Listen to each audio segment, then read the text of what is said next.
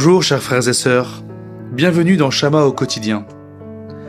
Le passage que nous lisons aujourd'hui se trouve dans Marc chapitre 12, versets 13 à 40, et le thème est « Le commandement le plus important ». Le passage du jour rapporte les débats entre Jésus, les pharisiens, les sadducéens et les scribes. À travers ces échanges, nous découvrons davantage le royaume de Dieu et la personne de Jésus. Le premier débat vient des pharisiens et des hérodiens, qui demandent à Jésus « Est-il permis de payer le tribut à César ? Devons-nous payer ou non ?» Marc chapitre 12, versets 14 et 15. Les pharisiens étaient un groupe religieux dont Jésus avertissait souvent les disciples de se méfier. Les hérodiens, eux, représentaient le parti politique lié à la famille d'Hérode. Deux groupes totalement opposés, mais unis ici dans l'intention de piéger Jésus pour pouvoir l'accuser. La question est extrêmement politique et difficile. Depuis l'an 6 après Jésus-Christ, la Judée était devenue une province romaine, et chaque juif devait payer un impôt à Rome. Beaucoup de juifs considéraient cela comme une trahison, car payer l'impôt revenait à reconnaître la domination de Rome sur leur terre.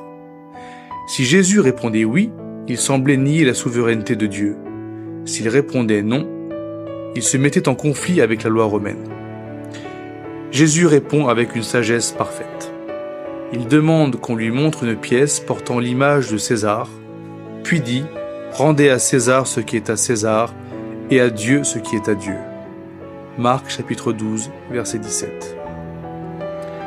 La pièce portant l'image de César pouvait lui être rendue, mais l'être humain, fait à l'image de Dieu, y compris César, appartient à Dieu. Jésus rappelle ici que nous devons remettre à Dieu la souveraineté sur notre vie. Le deuxième débat vient des Sadducéens, qui ne croyaient pas à la résurrection. Ils interrogent Jésus avec l'exemple d'une femme ayant eu successivement 7 maris, tous décédés sans enfants. Marc chapitre 12, versets 20 à 23. Ils ne cherchent évidemment pas une réponse sincère, mais veulent embarrasser Jésus.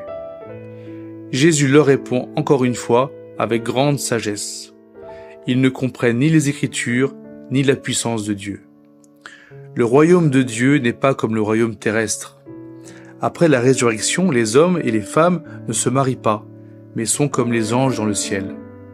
Jésus cite ensuite le passage disant que Dieu est le Dieu d'Abraham, d'Isaac et de Jacob, soulignant qu'il est le Dieu des vivants, réfutant ainsi la position sadducéenne niant la résurrection.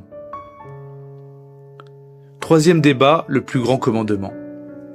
Un scribe demande à Jésus « Quel est le premier de tous les commandements ?»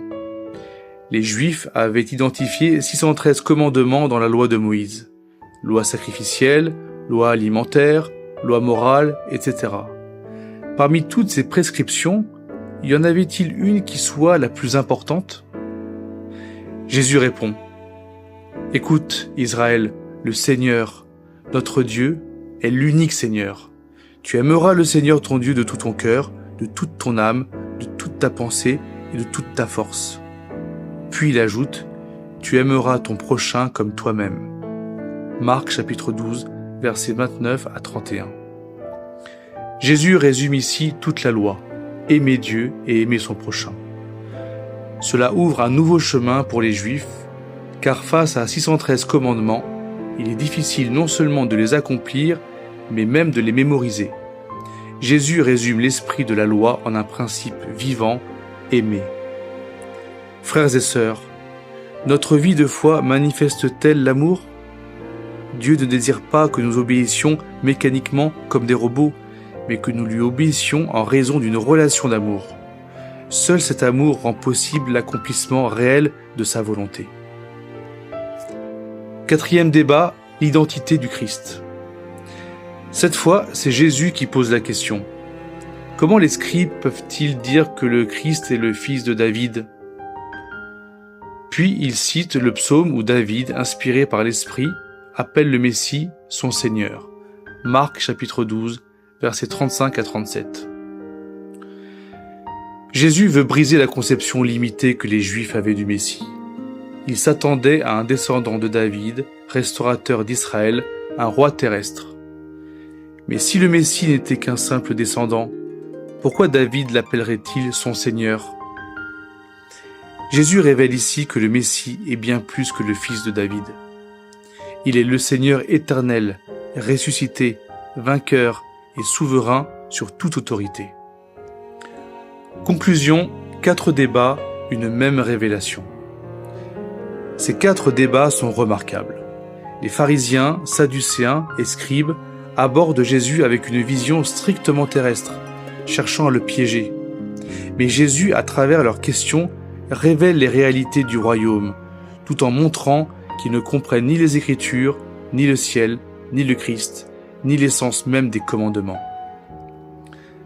Frères et sœurs, même si les Juifs de l'époque avaient des idées confuses sur le Messie, aujourd'hui, nous avons l'Écriture pour le connaître. Comme Paul le dit, la parole est près de toi, dans ta bouche et dans ton cœur. Romains chapitre 10, verset 8.